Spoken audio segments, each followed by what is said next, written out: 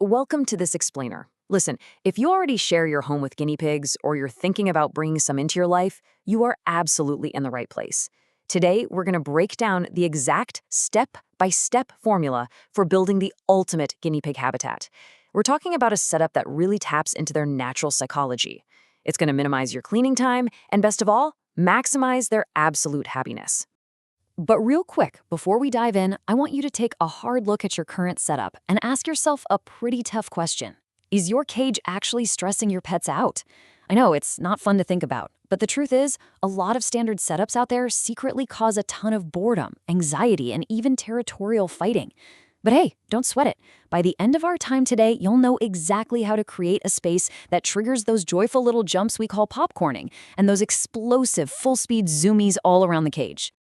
Section 1. The minimum space required. So let's look at the absolute foundation of a perfect cage. You see, traditional pet store cages are often dangerously small, and that directly leads to severe boredom and depression. Honestly, keeping a guinea pig in one of those is kind of like forcing a human to live their entire life inside a tiny bathroom. No way, right? So the absolutely crucial number you need to remember is 10.5. According to veterinary guidelines, 10.5 square feet is the absolute minimum floor space required for 2 guinea pigs to live comfortably. And remember, in places like Sweden, it's literally legally mandated to keep at least 2 guinea pigs together because they are highly social herd animals. They need a buddy. So for 2 pigs, 10.5 square feet is your starting line. If you've got 3, you need a minimum of 13 square feet. And for a herd of 4, you're looking at 16 square feet.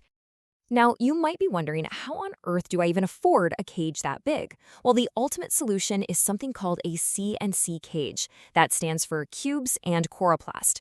These are brilliant DIY modular enclosures. They're made from a waterproof, corrugated plastic base surrounded by wire grid storage cubes. They are a real game changer. I mean, they're incredibly cost-effective, amazingly easy to build, and they provide that vast, flat, open floor space that these active prey animals absolutely crave.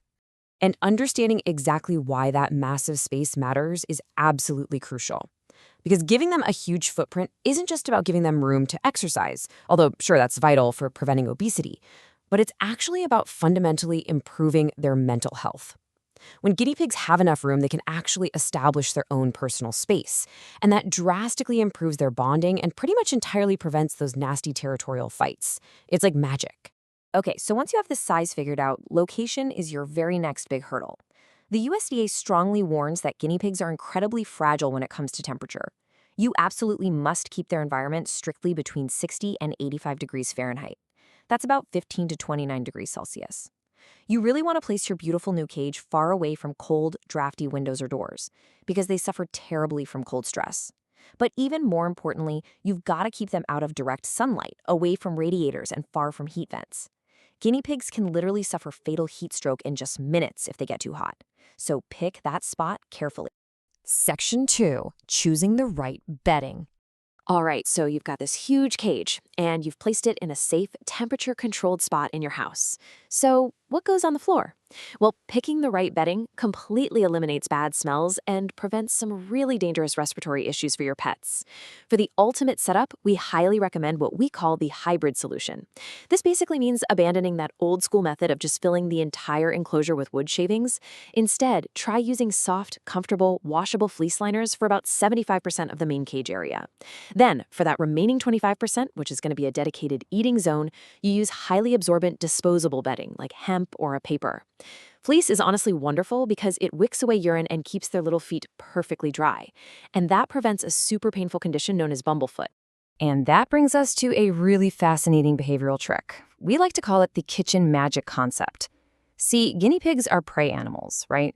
Which means wide open spaces can be super intimidating when they have to lower their guard to eat or go to the bathroom.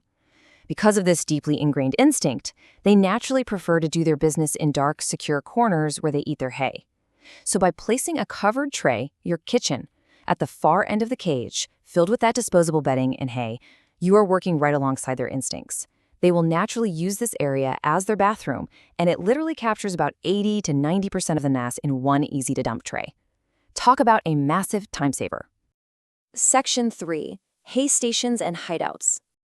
Now, we actually need to strategically map out the layout and zoning of the cage accessories. We're starting with their safe spaces and food stations. Since they are prey animals, the way you position things directly affects their daily confidence.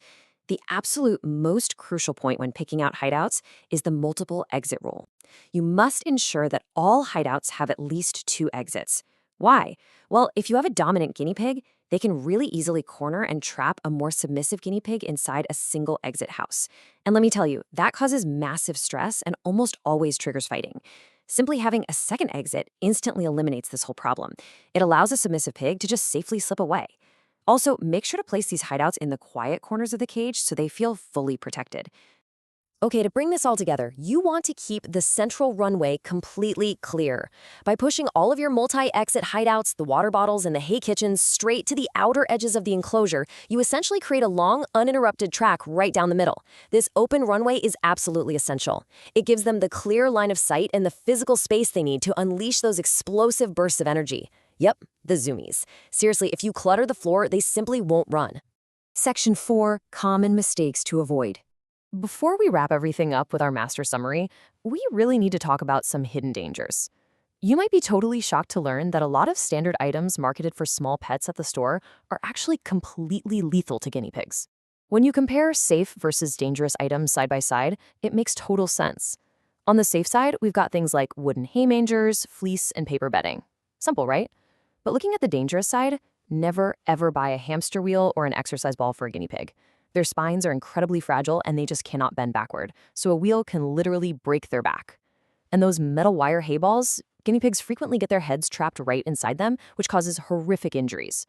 Walking harnesses are another big no. They risk severe spinal damage if the pig panics. And finally, avoid cedar or non-kiln-dried pine shavings at all costs. The aromatic oils in those specific woods are highly toxic and cause severe respiratory diseases. Section 5, the top 5 layout secrets. Okay, we have covered a massive amount of ground today. We've talked about space, temperature, flooring, zoning, and safety. So I'm going to summarize everything we've learned into the ultimate layout formula. Here are your top 5 layout secrets for the perfect cage. Number 1, ensure an absolute minimum of 10.5 square feet of flat floor space for a pair of pigs. Number 2, use the hybrid method. That's soft fleece in the main area, and a disposable bedding kitchen for hay and waste. Number 3, only use hideouts with multiple exits to keep the peace. Number 4, push all accessories to the perimeter to maintain a wide open central runway for those zoomies. And number 5, always keep the setup in a draft-free, climate-controlled space between 60 and 85 degrees. I guarantee you, if you follow this exact combination, you're going to have a clean, low-maintenance setup and some incredibly happy pets. There is absolutely nothing better than seeing a guinea pig living its best life. Creating the perfect home for these wonderful little creatures doesn't have to be overwhelming. It's really just about making smart choices that honor their natural instincts. So I want to leave you with this one question. What is the very first upgrade you are going to make to your guinea pig's home today? Are you going to cut a second door into a hideout, maybe clear out that central runway, or start planning a massive space expansion? Whatever it is, your piggies will absolutely thank you for it. Thanks for joining me on this explainer, and hey, happy building.